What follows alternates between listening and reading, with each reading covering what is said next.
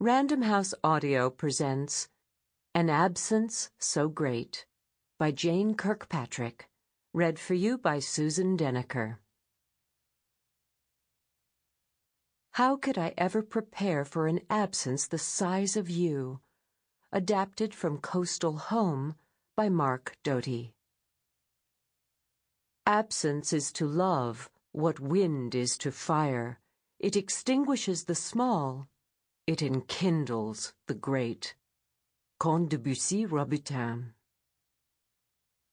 And into whatsoever city or town ye shall enter, inquire who in it is worthy, and there abide till ye go thence.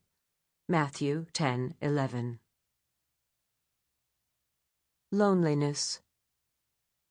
A photograph, like life, often reveals as much about who's absent as who's there.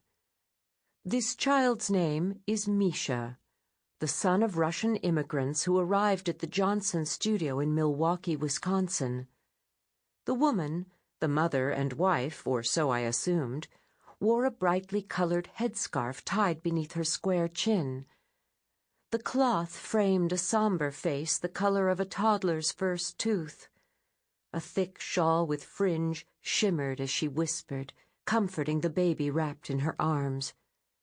The man's hat and suit and upright stature, with his dapper look and gentle eyes focused on the child, reminded me of Fred. They were a contrast, the man appearing much older than she, and I wondered if he might not be the woman's father rather than a husband, perhaps grandfather to the child. But from their interactions, I decided they were married, with some age between them. Age differences always intrigue me, what with Fred's being 26 years older than I. From within the cocoon of her clothing, the woman brought the child out, holding him up to me with two hands beneath the baby's arms, which stuck straight out like a scarecrow, wearing a red wool jacket and a knitted cap of yellow, red, and black yarn. "You take? Photograph?" she demanded, spreading the last word as though each syllable merited the same weight. "Yes," I said, "but not today." I closed the door they'd stepped through so I could shut out the swirling snow set free from the porch I tried to keep swept. "But not today." I didn't want to lose the commission, but by late afternoon of a Wisconsin December, night consumed more of the day than a photographer liked. I shook my head, waved my hands palms down. "Not today." "No?" the man asked. "No?"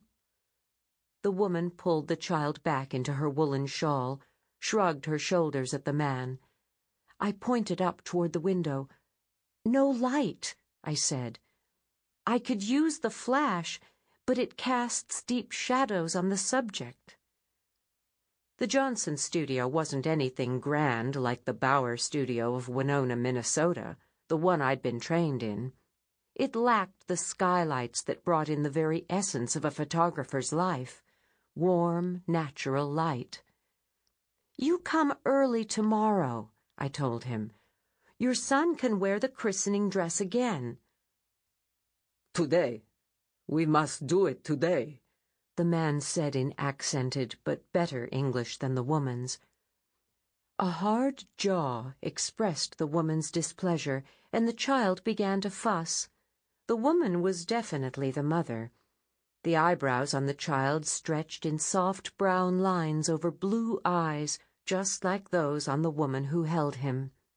The child's mouth derived from the man who spoke in Russian now. A pleading tone carried his words. They argued.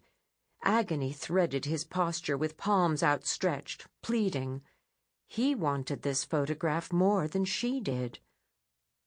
I picked up the appointment book and showed them an empty space, then pointed to the Seth Thomas clock sitting on my desk. 9.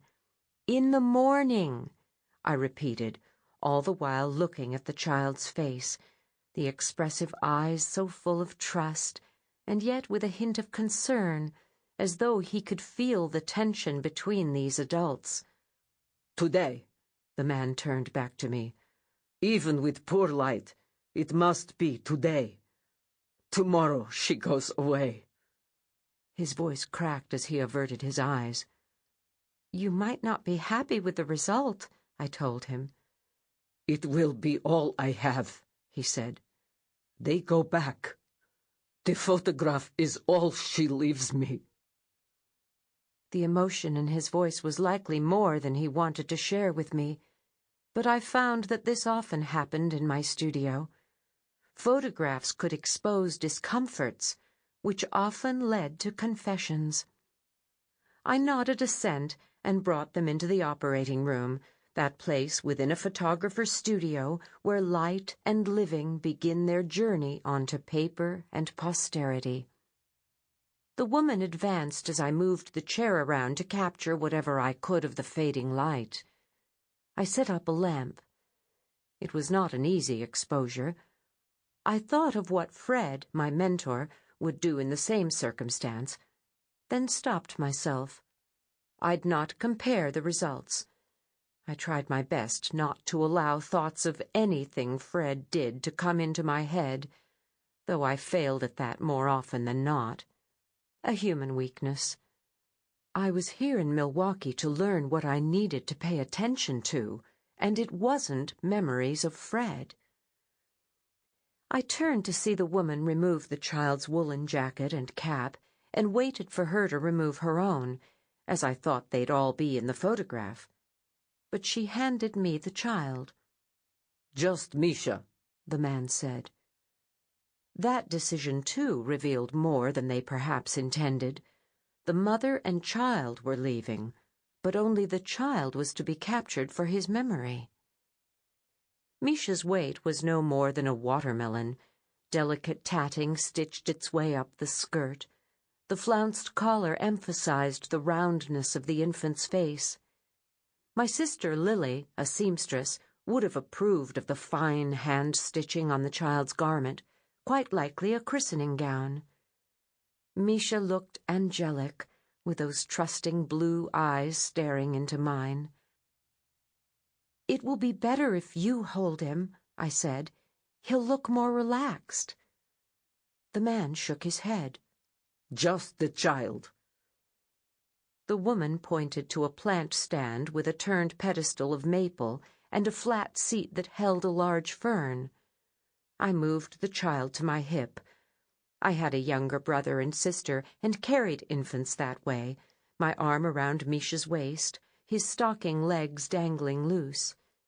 Did the mother want the plant in the photograph? To my surprise, she removed the fern, set it on the floor, then brought the pedestal to sit in front of where my camera focused. The mother took the child from my arms and plopped Misha on the plant stand, allowing the skirt of the dress to flow down onto the turned pedestal. The woman smiled for the first time, revealing a single dimple and one broken tooth. I had to admit, Misha's milk-white dress against the dark pedestal presented a lovely contrast, but also a precarious sight, with the child barely able to sit by himself balanced on the stand. He'd have to be braced, and I wasn't sure he'd like the discomfort of the posing stand. It would be so much better if the mother just held him on her lap, or we placed the child in a chair, safely propping him up. "You can't let him be by himself," I said. "The photograph will take too long. He won't be able to sit still. It will blur." It would be unsafe, too. The woman misunderstood and released her hands at that moment, allowing the child to simply be. "No!" I shouted as I reached for the baby. Misha's eyes grew wide, and he made a small cat-like sound of anxiety, turning to his mother. "I'll have to brace him," I said. I turned to the man.